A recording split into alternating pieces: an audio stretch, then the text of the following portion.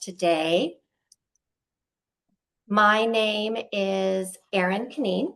I am the analyst responsible for the Charter School Facilities Program, and I will be providing the virtual training today on how to submit an application for the Charter School Facilities Program Preliminary Apportionment using our online application.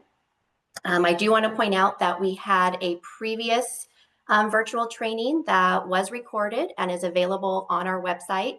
Both the recorded training and the PowerPoint presentation can be accessed on our website that went over program requirements. So some of the information that I mentioned in the training today was explained in detail in that training. So please refer to that if you have any questions about maybe certain aspects that I don't go into detail in this training. I'm going to go ahead and go through the entire presentation, and then at the end, I will address any questions there are. So please, as I'm presenting on something, feel free to type your question in the chat. That way you don't forget it. And then I can go back through over all of those questions in the chat and address them at the end. I also wanted to let everybody know that CSFA, the California School Finance Authority, will be having a technical webinar similar to this on July 2nd at 10 a.m. More information about that will be on their website. And that technical webinar will be on how to submit your financial soundness application and supporting docs using their online application. So again, that's CSFA's technical webinar that will be held on July 2nd at 10 a.m. So I'm going to go ahead and get started. Just a reminder, we are being recorded and this will be published on our website shortly after the presentation. So today I'm going to start off with just a quick little review on some things you need to do prior to submitting your application. These are all topics that were discussed during the previous presentation. There is a link in the presentation here to that PowerPoint and the webcast. These links are also on our website.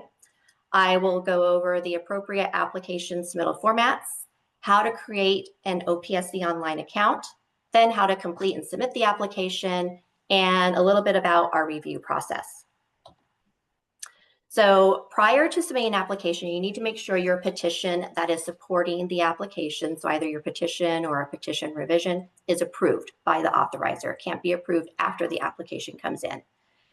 Whomever the applicant is going to be, so charter schools may apply independently or a district may apply on behalf of a charter.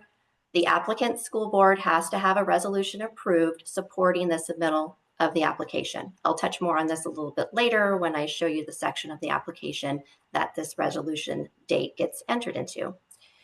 If a charter school is applying independently, you have to notify the district where your project is physically located and that serves the same grade level that will be housed in your project that you are applying to our program. You must notify them. They need to receive that notification. And then you need to wait 30 days before you can submit your application. Part of your application package will be evidence of this notification and the date it was received.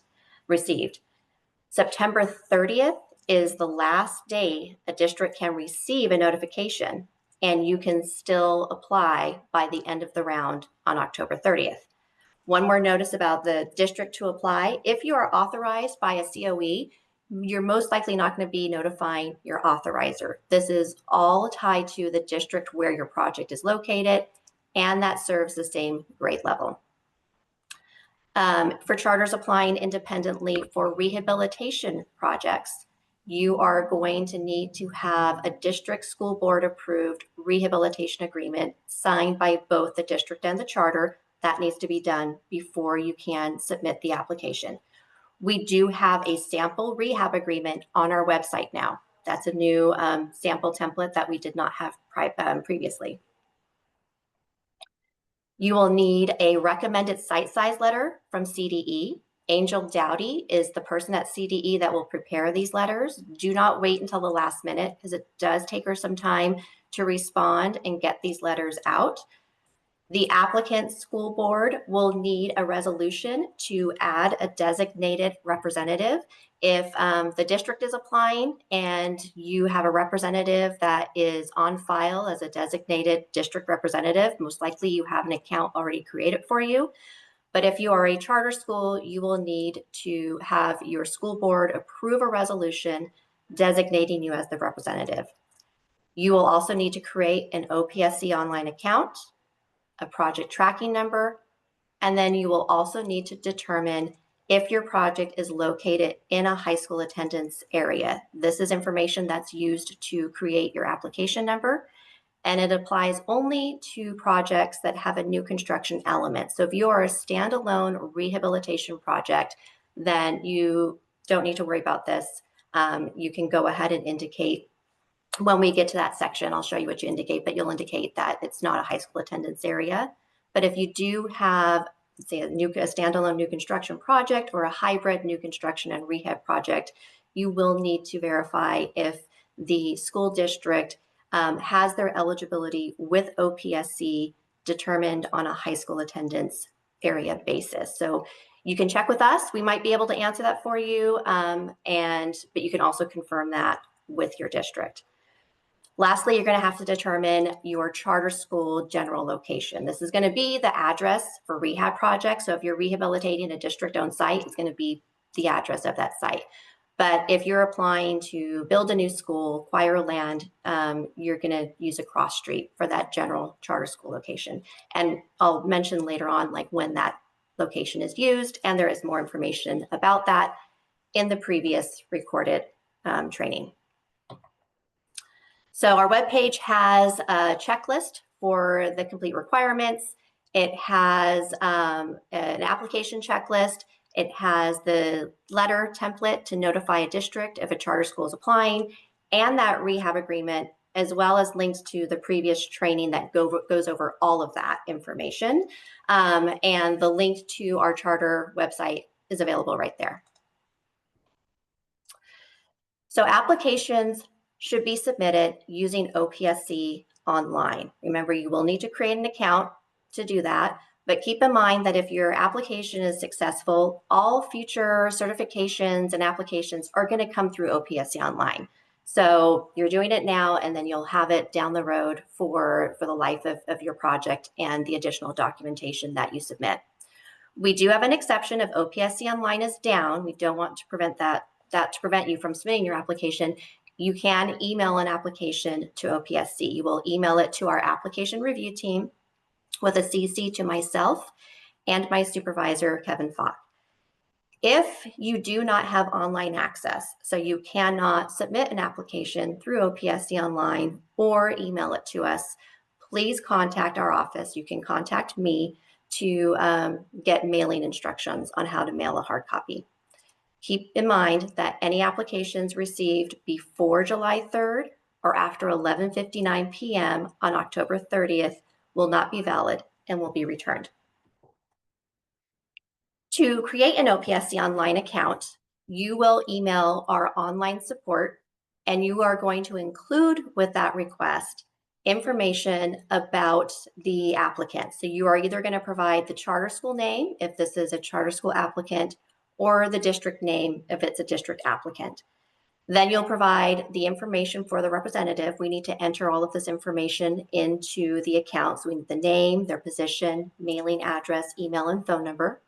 And then you are going to include with that email your board approved resolution that names them as the representative.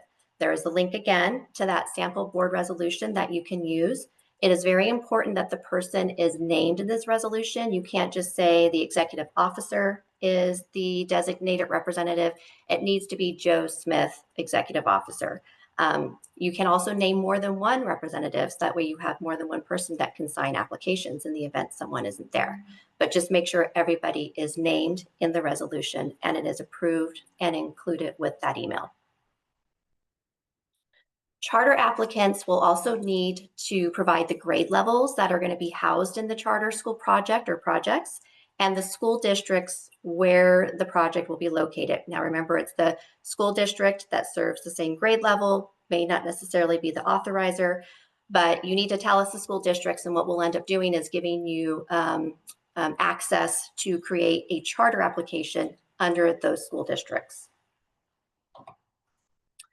To access the OPSC online application, you can click on the link in this presentation, or you can go to our website under resources, click on the link that says OPSC online application. And when that page opens up, you'll click on the link here that says OPSC online. Before you start your application, you're going to create your project tracking number. This is a universal number that's used by our office and the Division of the State Architect and the California Department of Education to ensure that we're all reviewing the same project. To create this project tracking number, you need to already have your OPSC online account. You will sign in using your email and OPSC line account password. You will then click on the district icon that is located in the upper right corner, and then you will click on your district. Most applicants will only see one district listed here, but if you have been given access to submit applications in multiple districts, you may see more. Once you select the district, you will click on the project tracking number link at the top, and then you will click on Create New Project Tracking Number. There's some information about what the project tracking number is for you, and you can go ahead and click continue after reading that. And then you're going to enter the information for your project. So on these next couple of pages, if you see a red box around a section, that means that you must complete that data for a PTN to generate. All of the other sections are information that you may provide if you want to. It's up to your discretion as to how much information you want to provide or even know at this point about the project. You will notice that in the gray box, so it can't be edited, is the district contact information, because your PTN is being created under the district you have been given authorization under. For charter schools, you can go ahead and put in the notes section, which is right here. You can put in the notes that this is a charter school project, and you can go ahead and indicate the charter school contact name, phone, mail, email there. But you will need to select the school site where the project is going to be located. And if you do not see the school site listed, you're going to contact OPSC Online Support to have that site added. So this would be common if you're authorized by a COE. Your school site is going to be listed under the COE because that's how CDE lists charter schools, by authorizer, not necessarily by where is the school located and what district should it be reported under for our purposes funding wise. So if you don't see your site, request that it be added by sending an email to OPSC Online Support. Once you've entered the information there, you can click continue to move to the next screen. On this screen, you do need to indicate the school type. This is whether it's elementary, middle, or high school, and select a program type. Please select charter. That way, this will show up as a PTN that you've created as a charter representative, or be identified as a charter project if you are a district applicant. Again, you only have to enter the information that you want, except for the items in the red box. So you will need to indicate yes or no if this is a relocatable project only, but everything else is up to your discretion. You will click continue to move to the next page. And on this page, you just need to answer yes or no as to whether site acquisition is being requested and whether or not state funding is being requested. All of this information can be edited later, or more information can be added, but do make sure that you at least provide all of the information in the red boxes. Once you click continue, it'll take you to the page where you can create the PTN. So you're going to click on Create PTN, and then your PTN is created. And you will see it's made up of two sets of numbers. The first set is the 5-digit district code that you created the PTN under, and then the last 3 numbers is your technical project tracking number. So go ahead and maybe take a screen print of that so that you have that for your records, because you will be entering that 3-digit number into OPSC Online when you create your application. So to create an application, again, you're going to sign into OPSC Online using your credentials. That will take you to what is called a dashboard. It's like the main dashboard. After you create applications, you would see them listed there, your submitted applications or your draft applications. But when you're creating your first application, you won't see anything. There's going to be two options of either create a new SFP application or create a new preschool TK application. You're going to select create a new SFP application. And then you're going to answer no to this question about has an application for advanced funding been submitted for this application? You're going to say no to that and click continue. And then you're going to start entering the information about the district where the project is located. So you're going to select the district. Again, you most likely will only see one district listed, the district you were given authorization for. You're then going to select Charter Preliminary Apportionment as the program type. And then you're going to go ahead and select the high school attendance area. So this is going to be involved in generating your application number. When you click this drop-down menu, you might only see 00 district-wide, which means there is no high school attendance areas for that district, and you're going to select that. Remember, if it's a standalone rehab, you're selecting 00 district-wide. But if you're submitting a new construction application, and you click that drop-down box and you see high school attendance areas listed, these would be, instead of 00, they would have numbers in there like a 01, 02, maybe 99. You need to find out from the district and or OPSC if you should be using that high school attendance area. So you can log in and go this far, find out if your district has a high school attendance area, and then kind of back out and then go and ask your district or ask OPSC, what high school attendance area you're located in. If the high school attendance area is even used, it may be listed, but if that's not how they calculate their new construction eligibility, then don't use it. Use district-wide. It all depends on how they kind of go through our office and determine eligibility through our office. But at this point, an application has not been made. So you can go that far, see what the drop-down box looks like, and then log out, ask your district or contact OPSC, and then start over if you like. Still on that same page, so this is kind of pieces of a bigger page that you'll see. After you indicate your high school attendance area, you are going to enter your PTN. You'll see the 5-digit district code is auto-populated. You're just entering in those 3 numbers. That is the actual PTN. Very important, you need to press enter for that PTN to stick when you type it in. Press enter. There is the option to enter another PTN if you like. In most instances, your project is going to have one PTN, and you can create one PTN for both a combination new construction and rehab application, or you can create a PTN for a different PTN for each application. It's up to you. But if you do have more than one PTN for one application, you can continue entering that. You will then create a nickname for the application. So this is for you to identify your application. I just went ahead and used the name of the charter school, but you could use something like, Albert Einstein Middle School expansion or something, anything that's going to identify the application to you. This will not appear on any of our funding shells or agreements or forms or anything like that. It's just for you to identify. And then press continue. This is where you're going to identify if you are applying for new construction or if you are applying for rehabilitation. So this drop-down box will let you select new construction or rehab. Keep in mind, if you are applying for a hybrid new construction rehab project, that you need to submit 2 separate applications. So you would first submit an application for rehab, and then once that's submitted, come back, start all over again, and submit an application for new construction, or vice versa. There's no reason to go in any order. Once you select your funding type, you will click continue. This gets you to an instruction page for completing the application that has important information on the size of the documents that you can upload. So make sure you keep that in mind and resize any documents that are bigger than that. There's also a link right here to that application complete checklist that states these are all of the items that need to be uploaded with this application.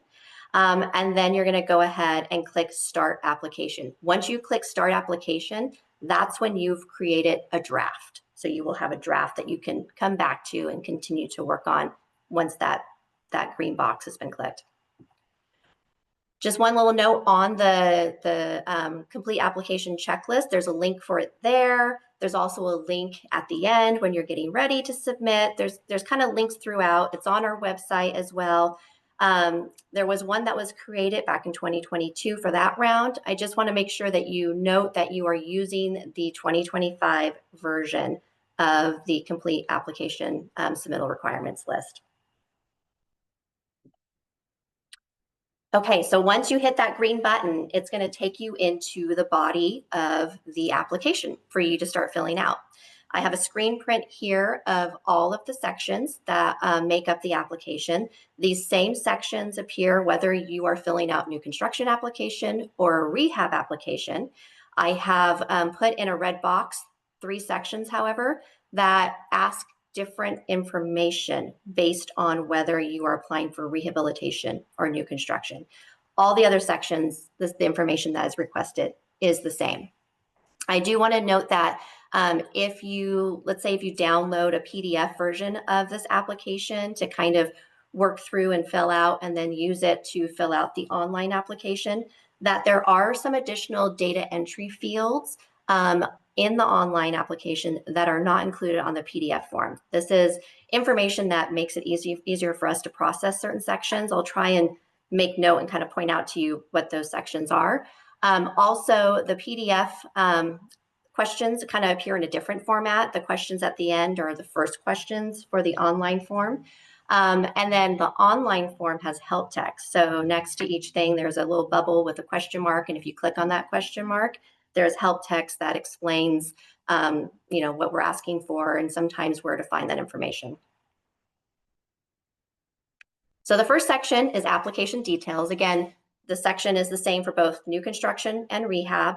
When I get down to those 3 pages that differ, you'll notice that there'll be a slash rehabilitation. And so I will go over the 3 sections for rehab app, and then I'll go back and go over the 3 sections for a new construction app. But for right now, application details, same for both applications, regardless of funding type. You're going to indicate who the applicant is, whether it is the charter school or the school district applying on behalf of the charter school. If you select charter, a new box will appear that asks you to provide the legal name of the applicant. This should be the legal name as it appears on maybe the 501c3 or in the petition. It could be the actual charter school, but sometimes it might be the charter operator, like a parent organization. You are also then going to enter the latest date of the petition approval or the petition revision. One more note about the applicant in terms of if you're thinking, should my parent, my charter operator, or the charter school apply, whomever the applicant is, that is going to be the entity that is going to receive the funding, be responsible for the project.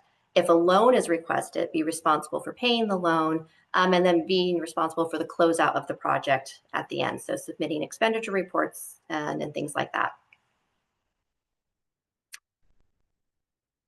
Still in application details, you are going to indicate if this application is associated with another application. So this would be your hybrid rehab new construction projects. If you select yes, it'll ask you to enter the application if available, the application number if available. If this is the first application you're creating, you won't have any other application number yet. So you can go ahead and leave that blank, and we can correct that later on as we're processing this application. But if you do have the application number for a hybrid application, you can enter that there. And then press continue. Next, it'll take you to the page to gather information for preference points. You are indicate yes or no if the entity operating the charter school meets the definition of nonprofit entity. That's a 501, organized as a 501c3 organization. You will also then enter your free and reduced price meals percentage. Make sure you enter it with 2 decimals. So I've entered 93.20. You will then indicate what percentage you use. Did you use your free and reduced price meal percentage, the district's, or another school located within 3 miles of your general charter school location? If you pick another school, then you need to provide that other school's information, their name and their address. This is an example of information that we collect on the online application that's not on the PDF. And then you will click continue. So for your free and reduced price meal percentage, you are going to use the data that is published on CDE's Data Quest. It's going to be for the most current year available. So currently 24-25 is available. If that were to be updated before 10:30, then we would use the most current numbers. Again, you can use the highest of the charter school, district average, or another K-12 school in the charter school general location.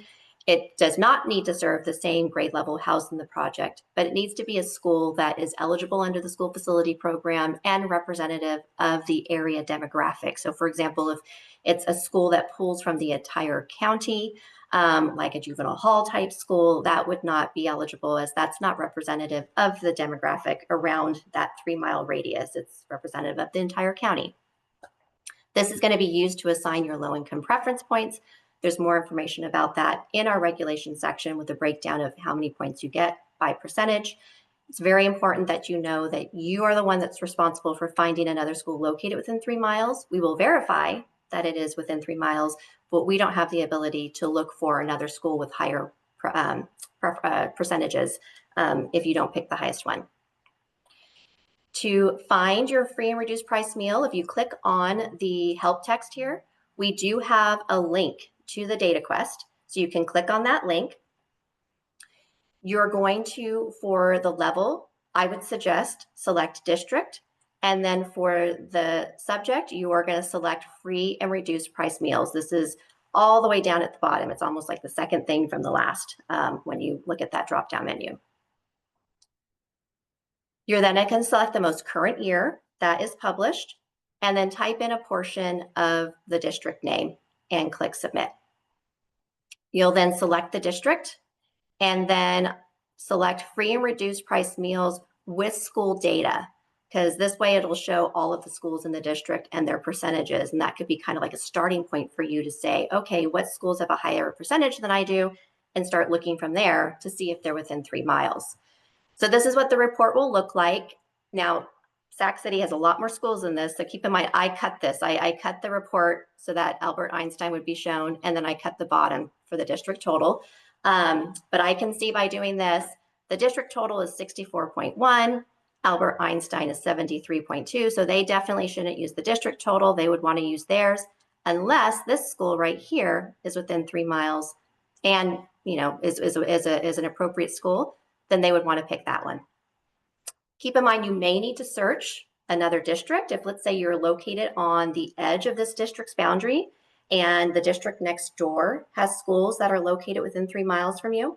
So just keep that in mind. You might want to search the next door district.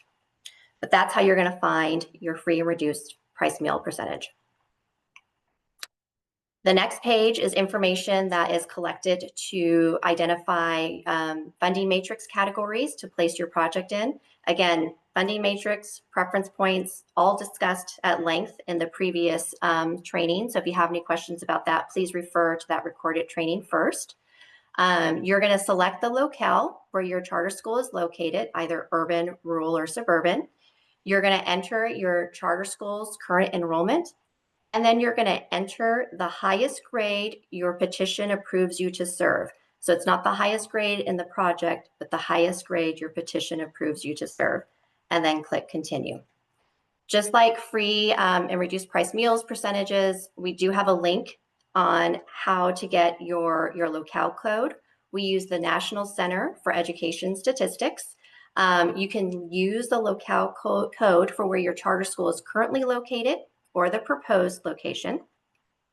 If you use a proposed location, like if you don't use your exact location, please include in the project narrative. Again, that narrative is discussed in the previous training, the address you used.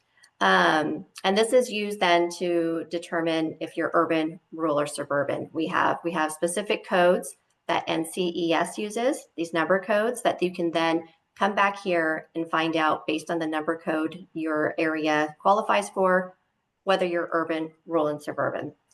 So that link for NCS is again in the help text, just like free and reduced price meals. You can click on the link right there, It'll take you to their main page where you can type in your address right at the top right there.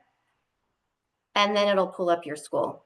And it's all by color. So you can see by the color of Albert Einstein Middle right here, they are 21 large. So what you want to use is this 21 number, because you will notice NCES has 4 locale categories. We only have 3. So you'll look at the number, 21, and you'll look here. Okay, this is a suburban school. The school is located in a suburban locale. So that is how you look up your locale. For your current enrollment, just as with anything else, you're going to use the most latest available CBEDS report published on CDE's DataQuest as of the close of the round. 24-25 numbers are currently reported. I don't anticipate that being updated by 10:30. If for some reason it was, we would use the updated numbers. This is going to be used to determine if you're a small, medium, or large charter school based on these parameters here. Again, in the help text, there's a link to DataQuest. For this one, you're going to search by school and your annual enrollment. Current year, going to pick the most current year that they have available. Type in a portion of your school name. Select it from the drop-down box, and then you can select any of these. I generally select, by grade and click submit. And then this is the number you're going to use right here. So if you're a K through 12 charter and you have enrollment reported in all 12 grades, but you're building a K through 8 school, you're still going to report this enrollment because it's not the enrollment for the project, it's the enrollment for the charter school. What size charter school is applying? So you're going to enter that total enrollment. Okay, so now we are on to starting the 3 sections that the information that is requested differs a little bit depending on if you're applying for rehab or new construction. So I'll go through the next 3 sections for a rehab app, and then I'll circle back and go through how to fill them out for new construction. So for project capacity, you're going to enter how many eligible classrooms, eligible meaning they're owned by the district and they're 15 years or older, will be rehabilitated by grade level. So our grade levels are K6, 7, 8, 9, 12, special day class non-severe, and special day class severe. If you have a classroom that houses 5th through 7th graders, you need to determine, okay, is this a K through 6 classroom or is it a 7 through 8 classroom? So enter the number of classrooms that are going to be rehabilitated. And then if this is a 6 through 8 school, you're going to select yes, and then enter the number of classrooms that are entered up here that are 6th graders. So you're pretty much going to enter the same number that was entered up there down here if it's just a 6 through 8 school. And then you're going to click continue. You are going to then enter the recommended acreage that is in the CDE letter that you requested from Angel Dowdy. And then for the proposed project name, please enter the charter school name as it appears on the petition. This is going to appear on your funding shell, and it's going to be used to refer to like your agreements and the name that appears on the agreement. So make sure that's the charter school name as it appears on the petition. And then you're going to enter the existing acres that are usable and available to the charter school at the site. So at this point, there are no usable acres in your CDE recommended letter. So you're going to enter to the best of your knowledge how many acres are available to you. So if you're on a district-owned site and you share that site with the district, make sure you're just entering the acres that are available to you for charter school use. You are also going to then enter if this project includes any proposed acres. What we mean by proposed is you're going to ask for funding to purchase acres. This would be if you have a hybrid rehab new construction project only. And let's say you're going to add on, there's some acres, a parcel next to the school that is coming up for sale and you're thinking about buying that to expand. That's when you would put that there. Otherwise, in most situations, you'll be entering 0. Then you're going to select the school site where the project will be located. Again, if it's not listed, it needs to be added. At this point, it should have already been added by now since you would have created a PTN. After you select the school site, you will then click continue. They will enter here. This is how we're going to calculate how much funding your project is generating. You're going to enter all of the eligible non-toilet and toilet square feet that you are going to be rehabilitating in the project. Again, eligible means it's owned by the district and it's 15 years or older. You will then indicate if this project is located in a geographic area that is listed in the geographic percentage chart. If you click on this help text, I don't have a screen print for this, but if you click on the help text, this will take you to that chart. So you can look at the counties that are designated geographic areas or the description of specific areas. And if you find that your project is going to be located in a geographic area, there'll be a corresponding percentage. And you're going to enter that percentage here.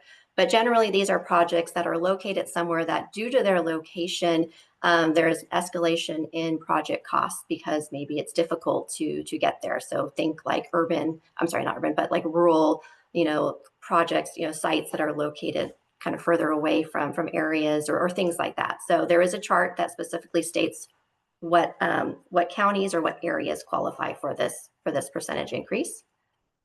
If you do not qualify, if based on their district, if it's known for a fact that your county does not qualify, this question may not appear. So it is programmed to sometimes not appear if it's a definite that you don't qualify. But if it's a maybe, it'll appear. And if it's a definite, it'll appear. So if you don't see this question, don't be concerned. It just means you're definitely not located somewhere that this applies.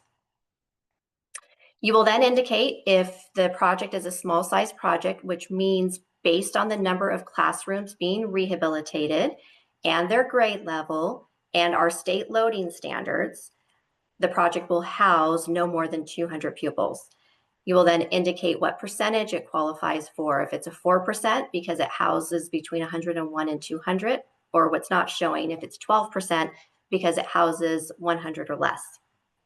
Lastly, you will indicate if the site is located on an urban security impacted site for rehabilitation projects. This means that the site, the usable acres of the site, so this would be the existing acres plus any that are possibly being acquired with that combination new construction project, are 60% or less than what CDE recommended. Lastly, you are going to indicate if the project will include any new two-stop elevators required by DSA. If yes, you'll indicate how many two-stop, and then indicate if there are any additional stops, if applicable. That would be like if you have a 3-story, right? So there's one additional stop because you've got the two-stop plus one. One little note on these grants. So on the elevator, on the urban, on the geo, and the small size. All of those grants, except for elevator, are also provided under new construction. These grants were previously available and were removed with Proposition 2. However, there is a current budget trailer bill proposal that would add them back into the program. Right now, as you're filling out this application, please request the grants if you qualify for them and would like to request them. OPSC will then determine whether or not they can be applied at the time that we're processing the application based on the outcome of that budget trailer bill proposal. So right now, just kind of move forward, request them if you qualify and want to request them, and then we will update you once we have finality on that budget trailer bill.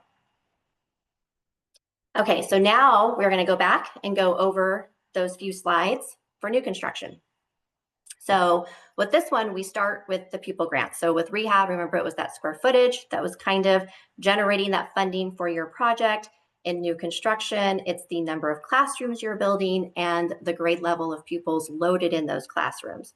So you are going to enter the number of pupil grants that you are requesting by grade, and this is based on the number of classrooms you are going to construct and their grade. And as you can see, we load 25 pupils in a K through 6 class, 27 in a 7-12, 13 non-severe, and 9 in a severe. So based on the number of classrooms and grade levels you're building, you can figure out how many pupil grants you can then request. I want to point out that the square footage that you reserve, and this section, the pupil grants you reserve, they cannot be increased once you receive a preliminary apportionment. So if your project is successful, you receive a preliminary apportionment, you cannot increase what you originally reserved once that preliminary apportionment is awarded. So make sure, especially with your classrooms, that you are reserving the appropriate pupils. A common mistake that some applicants have made in the past is reserving pupils for special day class, non-severe and severe classrooms. But then when they actually construct the project and it goes through CDE for plan approval, they didn't really design SDC, non-severe and severe pupils. And so CDE sees only 9 through 12 classrooms or 7 through 8 classrooms. And because they don't see those SDC classrooms, you lose those pupil grants you reserved. So be careful when you're reserving that. Make sure you're really going to construct those classrooms. CDE, Angel Dowdy, would be a good contact to reach out to maybe ask, okay, what elements are required for CDE to identify a classroom as special day class, non-severe or severe.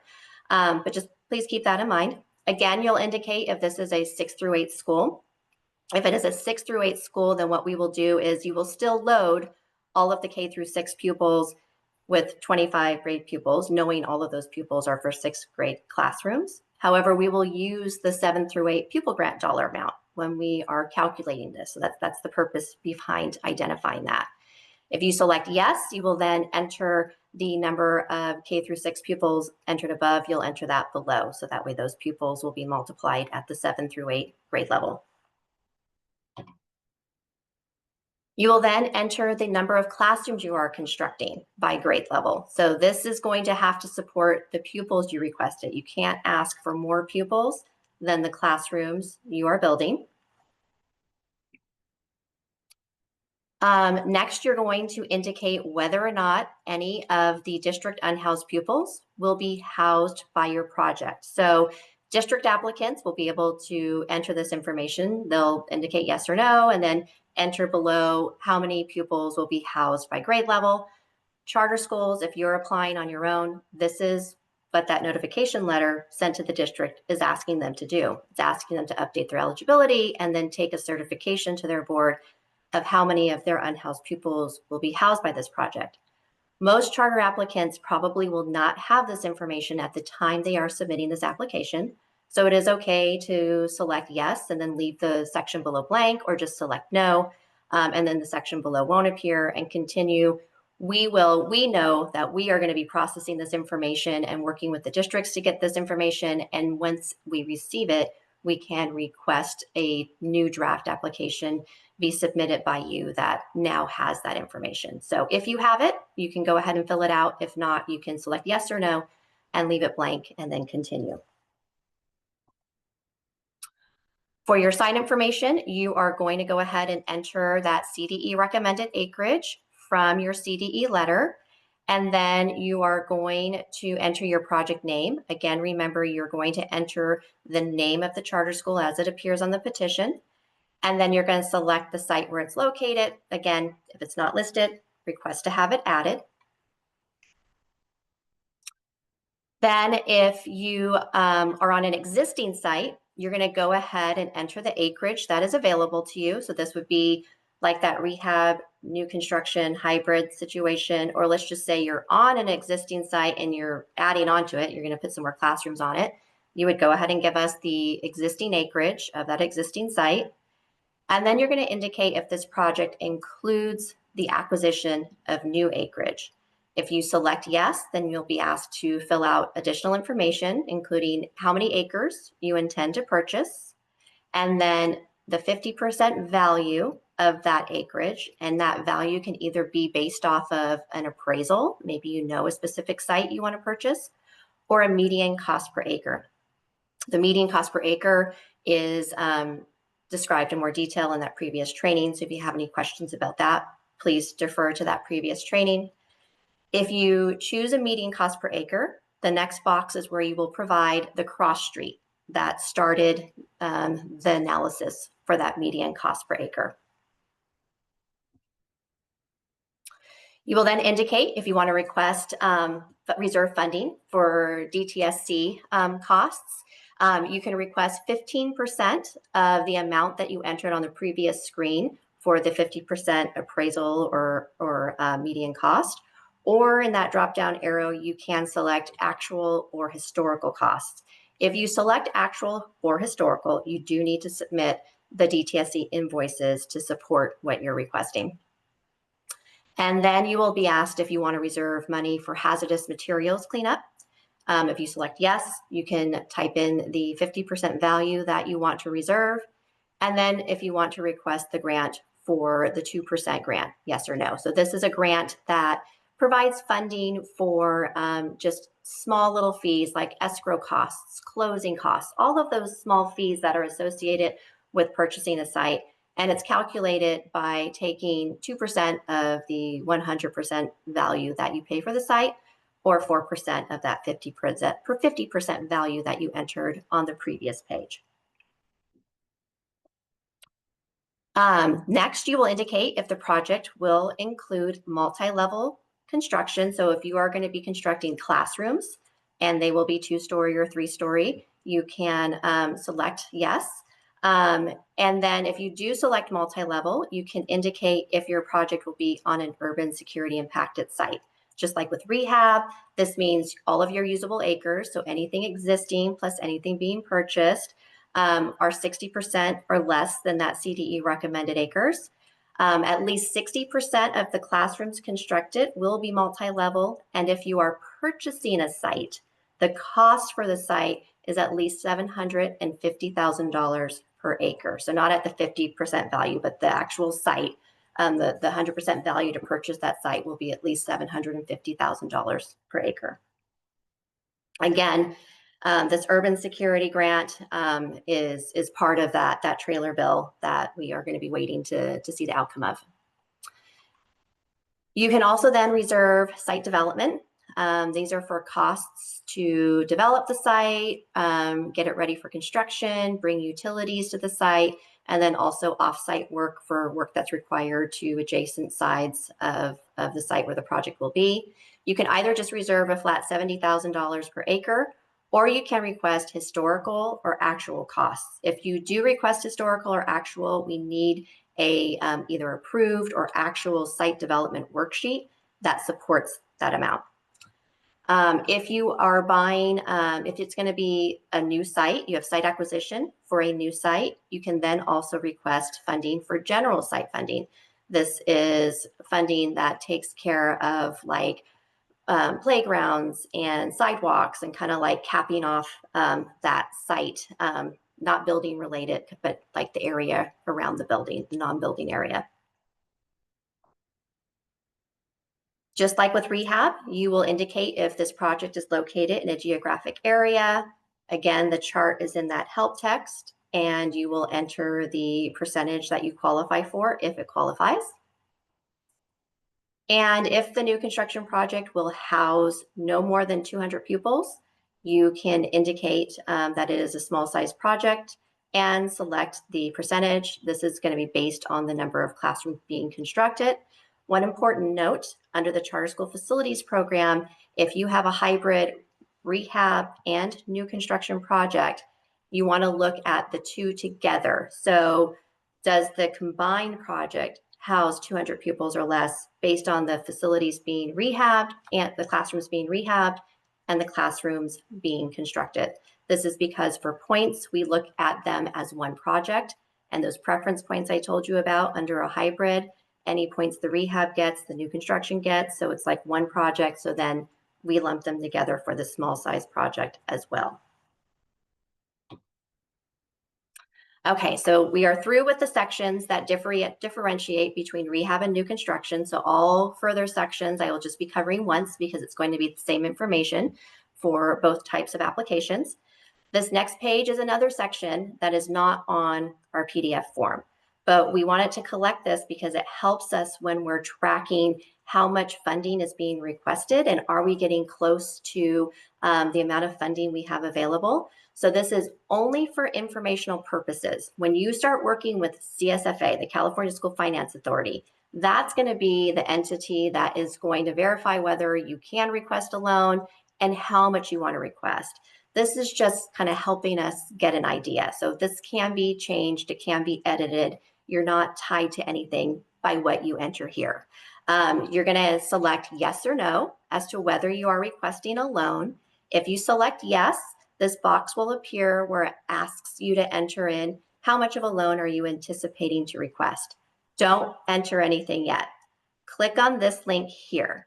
This is going to take you to a grant calculator page where it'll show, this goes down further, but it'll show all of the grants calculated and your total grant amount. As long as you did not enter a loan amount yet, that total grant amount is your state grant, meaning the 50% state match, because all of the information that you're entering on the application, it's calculating the state grant. That's why we ask for 50% of the site acquisition cost and not 100%. So once you enter a loan, that's going to be added to that total grant amount, because if you notice, it doesn't say total state grant amount, it says total grant amount, meaning the total amount of bond authority we're reserving for you. So once you type in that loan, we're reserving that bond authority for you. So it's going to increase that. So that's why I said, don't enter anything yet. Click on the link first. So once you see that amount, that is the amount you need to match. So your loan can be that total amount, or you can choose to maybe enter partial loan because you know you're going to want to do a cash contribution. Once you see that amount, so you can determine what you want your loan to be, look up at the top and just click right here to get back to your application. Sometimes if you just close out, it might close the entire thing, which isn't a problem. You've created a draft, it's saving the information for you, but I know it can be a hassle. So just come up to the top here and click on this tab to get back to your application screen. You will then enter the amount that you want for a loan. In this scenario, they want a loan for the full match. Again, remember, if this can be changed later, you're not tied to anything yet. And then click continue.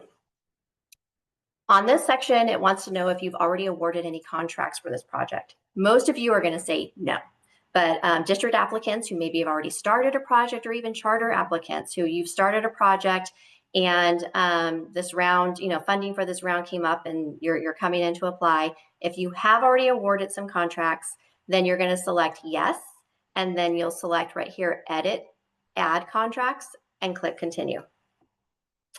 Again, I've highlighted in red right here the 2 sections that you must complete at minimum to be able to save your information. But go ahead and provide as much information as you know. Once you've entered everything, you're going to go ahead and click add contract, and then it'll give you the option to add another one if you like. Once you're done, you can click on this X right here to exit out of that section. After you've added a contract, if you need to edit it, you realize something was wrong, you want to add more information, or you want to delete it because it's not right, then you can, this section I just showed you, this is like right here. You can use this toggle to slide over to the right where you will see these edit and delete buttons. So they're not going to be visible when you're first looking at that section. You need to use this toggle to go to the right, and then you can click on those buttons, will be invisible, and you can click on them to edit or delete. Okay, so that is everything on the application information-wise. Now you're getting to the point where you are certifying the application. This is where you are going to enter that board resolution date I told you about in the beginning that supports the submittal of the application. So when you are preparing your resolution, we don't have a sample for that. We only have a sample for adding the designated representative. But a good place to start is just look at this language right here, because it references the statute and kind of gives you a good place to start in terms of verbiage and everything to use in that resolution. You're going to enter the date, and then you're going to scroll through this certification, and please read all of the certifications. You want to make sure you read everything. Once you get to the bottom and you've read every certification, you're going to click yes, that you agree to those terms, and you're going to enter all of your information. Now, everything you see here is because in my example, a charter representative is filling out the application.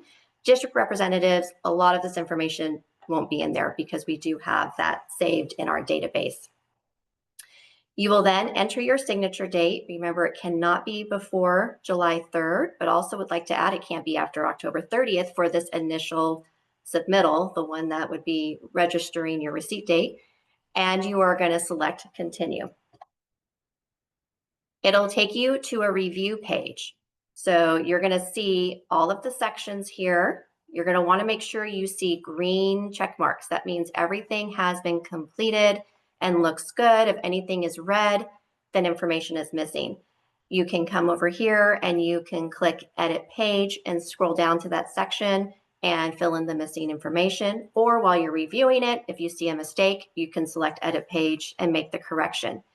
Keep in mind, if you go through this application really fast, on occasion, sometimes the application won't save the information you entered. So if you feel like you're losing your mind and you entered it and it's red, you're not. It just didn't save. Maybe just take a tab through each section using your tab key, enter it, and then tab to continue and click on that. And doing that little slower entry will save the information for you.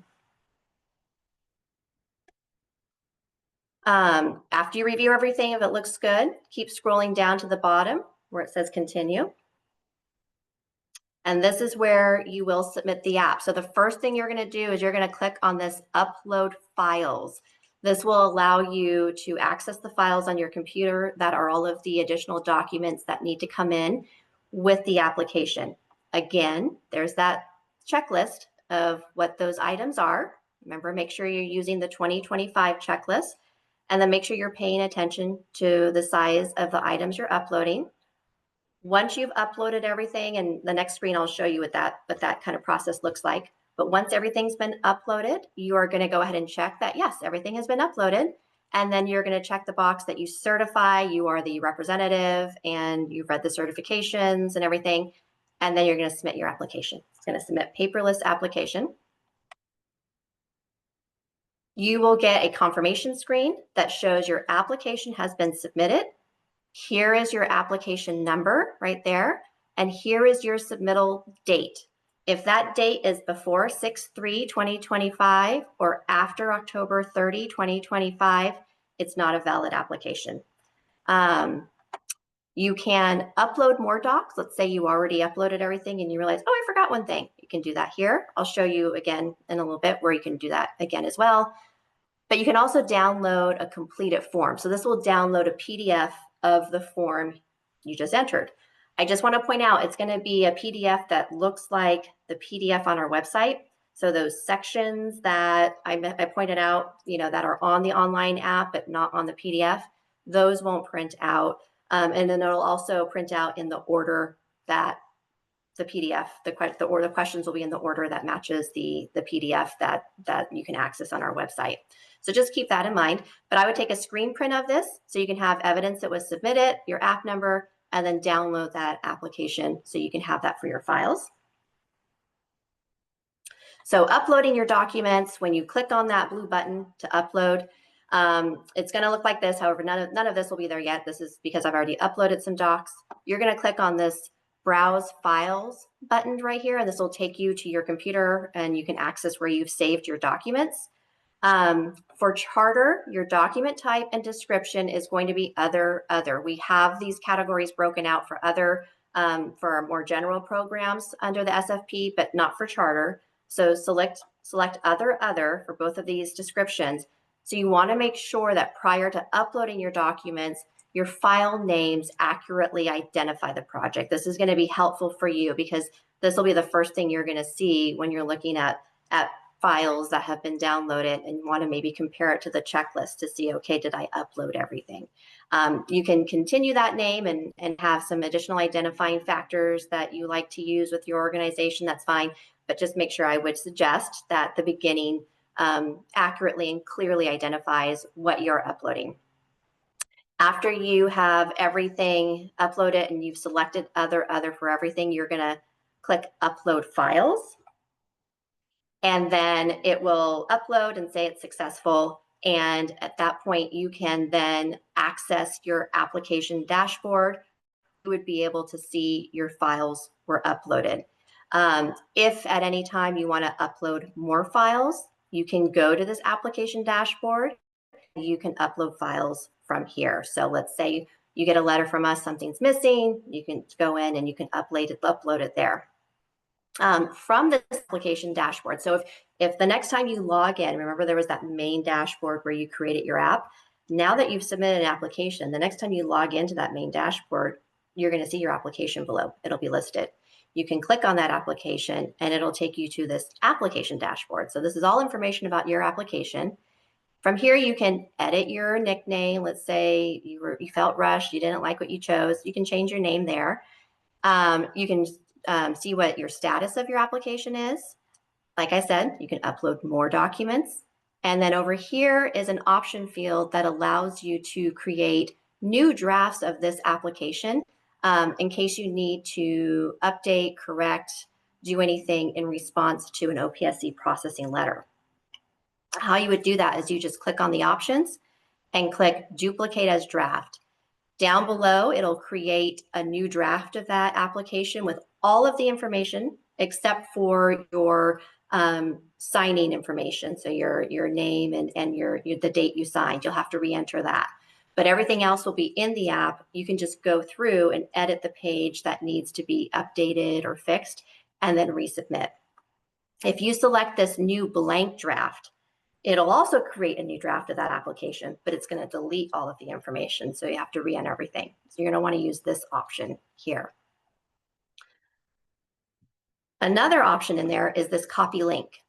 So you can, once you have once the charter or a district has that resolution approved and can request to have an account created for them as the designated district or charter representative, you can name delegates. So maybe you have somebody that works for the charter that's going to help you with filling out this application, or somebody in your facilities department or a consultant. You can assign that person as a delegate. They can fill out the application information all the way up to that board reso date. That board reso date needs to be entered by the charter school representative or the district representative, and then the signing information needs to be completed by that representative as well. But let's say you have a delegate that's going to be helping you fill out the application. Once they get to the point where they can't go any further, they can close out. That draft is going to be saved with that information. They can come here to options, copy the link, and then email you the link so that you can then access it, review the information, make sure it looks good, read your certifications, enter your reso date, and then certify, sign, and submit the application. They can then come back and upload the docs for you, after it's submitted or before it's submitted, that's fine. But that's what that copy link, it's a good use. That's one of the uses of that copy link option. I do want to point out that as you're going through, if let's say you check something and you go, oh, no, that's not right. It's generally if you do a yes or no, if you check a yes or no answer, and as a result of checking yes or no, additional data fields have appeared. If you go to change that answer, sometimes you're going to get this error message. Change value, this will result in the deletion of all related application data. Do you want to proceed? Go ahead and say yes. It's just going to delete that extra area that was added because you said yes. So like because you said yes to selecting another school within 3 miles, that address information was added. If you change that, that's going to be what's deleted, that extra address information, because now you don't need that anymore. So just wanted to point that out because sometimes people get a little nervous when they see that message. And then I wanted to give some notes. Okay, so if you don't have online access and you are going to need to submit a PDF version of the 5009, so that would be if you're mailing hard copy because you don't have online access, or the OPSC is not working and so you have to email a PDF version to us. Keep in mind some of the questions I went through on the OPSC Online Application you will not see on your 5009. Also, the online application, remember you indicate at the beginning if you're applying for rehab or new construction. So new construction related items don't appear on the Rehab 5009 online. However, the PDF has every section on there. You're going to make sure you read the headers and fill out the appropriate section based on whether you're applying for new construction or rehabilitation funding. Also, we ask that if you submit a 5009 via email or hard copy, that you include the address and name of the school you used for your free and reduced price meal percentage on the application.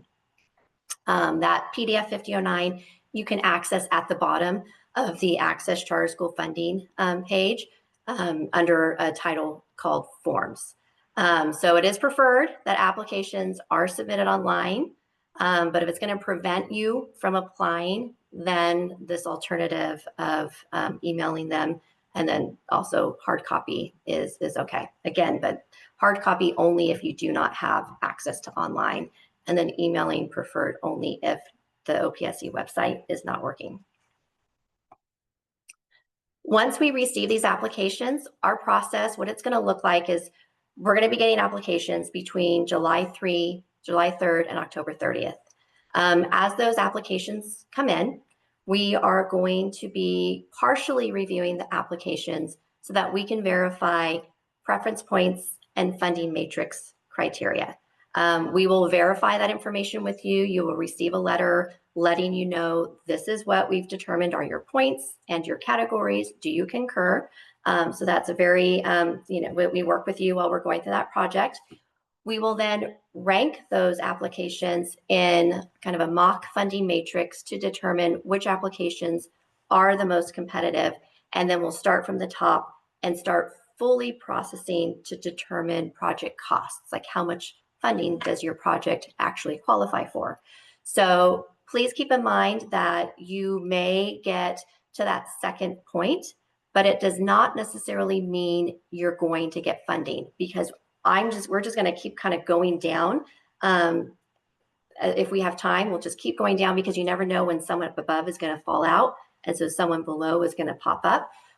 So please keep in mind that if you do get to that second stage, it does not guarantee funding. We have a 15 and 4-day letter process that we will be reaching out to you when we do start reviewing the applications, where we might be asking for clarification on certain items or revisions to the applications. So make sure you look out for those. Those are sent out via email. And then when we do finally provide the preliminary apportionments, it's really hard for us to say this is the exact date, because we don't know how many applications we're going to get. When we're going to be able to provide the preliminary apportions depends on how many applications we get, but then it also depends heavily on the financial soundness process that kind of starts a little bit after our process with CSFA.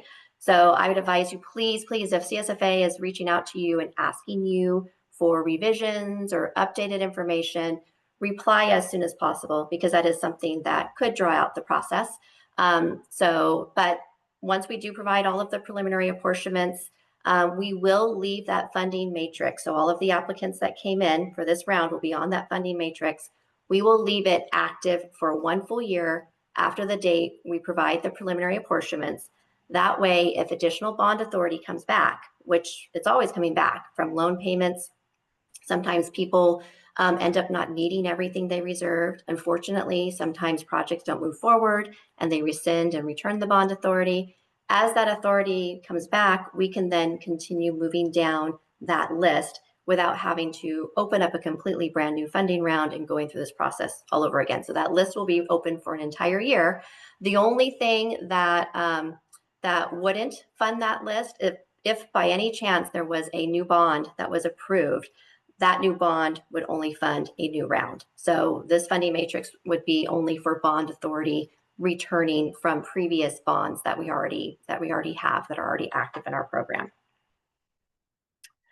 Some helpful links is, here's our link to our charter school facilities page. Remember, this is where you can get a sample rehab agreement, your sample district notifications if the charter is applying, same for the rehab agreement if the charter is applying. Information on the funding matrix is there, explains like the points, has explanation about the points, how the points are calculated, and then the matrix categories, and then it gives you an example of what the matrix looks like and how we move down the matrix and fund. The application submittal checklist, the old recording of the previous training that covers a lot of the information that I just touched on, regarding these requirements. And then here is a link to our laws and regulation page. You are going to click on the link that is SAB approved regulations as of November 2024. That's the link that's on there now. And here are the sections. So definitions are in here, and then the CSFP sections are these regulation sections right there. Our school facility program handbook covers the charter program in section 7. And then here is a link to the statute that covers the charter school facilities program. And then just information on the California public school construction process, in case this is your first time going through this process, if you are a charter school. Your contacts at OPSC are going to be either myself or my supervisor, Kevin Falk. You can go ahead and reach out to us with any questions you might have about this presentation or the previous one. If you weren't able to attend the previous training, after this, you go back and watch it and have any questions, feel free to reach out to either of us with any questions about that. And then that concludes our presentation. I'm going to go ahead and stop sharing. And it looks like we might have a couple of questions here in the chat. So I'm going to go ahead and start at the top. For charters, if we are not located on a district site, do we need to submit a notification to the district? And does the district need to agree to rehab? So in the previous recording, rehab is only for district-owned sites that are at least 15 years old. You can't apply to rehab a charter school site that's owned by a charter school. So in this scenario, the charter school would only be able to apply for new construction. So no, that rehab agreement is not necessary because they can't qualify for rehab because they're not on a district-owned site. But yes, you do still need to notify the district. There's those templates. There's one for rehab. There's one for new construction, because remember that district needs to update their eligibility and indicate how many of their unhoused pupils will be housed by the project. Yes, we are going to post the presentation online. The recording of this presentation will be reported online. So will the PowerPoint. Oh, Josh already answered that. Where can I find the previous webinar? And there's a link to it right there. You can find that at the Access Charter Schools Funding, which was also in this PowerPoint. Is adding a new modular classroom considered new construction? If it increases the classroom's capacity, the site's classroom capacity, yes, that would be new construction. So you could be adding a portable classroom, a modular classroom, a stick-built classroom. It's still new construction. It's all determined on, did capacity at the site increase? So yes, that would be considered new construction most likely. Modular classrooms are acceptable. Yes. It does not need to be stick built. And yes, that was answered here. But yes, everything going through our program, as I mentioned, needs to be DSA approved. This is discussed in that previous training. So it needs to be DSA approved and CDE approved. And as Kevin pointed out, modular classrooms cannot be procured by a piggyback contract that was executed on or after August 22nd. Only true portable classrooms that can be transported across the streets. There's a little more to that definition if you want to look in regulation or statute, can be procured by a piggyback contract. That's kind of getting a little deep into the weeds of like project type and what you can do, a little away from the application submittal. So if anybody is feeling a little like, that's a lot of information there, that's a little more about what you can do with the funding, and feel free to maybe reach out to me independently if you have questions about any of that you would like to discuss. Let's see, I think that is the last of the questions. Any other questions about how to fill out the application online and submit it? Again, program requirements, we did have a previous training. So please, if you did not see that, go watch that training or at least review the PowerPoint, and then feel free to give me a call and I can walk you through any questions that you have on that. And likewise with this, if questions come up down the road that you start thinking about, feel free to give me a call. But I would suggest bookmarking this, saving this, so that way when you're ready to start filling out your application, you can kind of tab through the slides as you're tabbing through the slides of your application. All right, okay, so with that, I think we can go ahead and stop recording.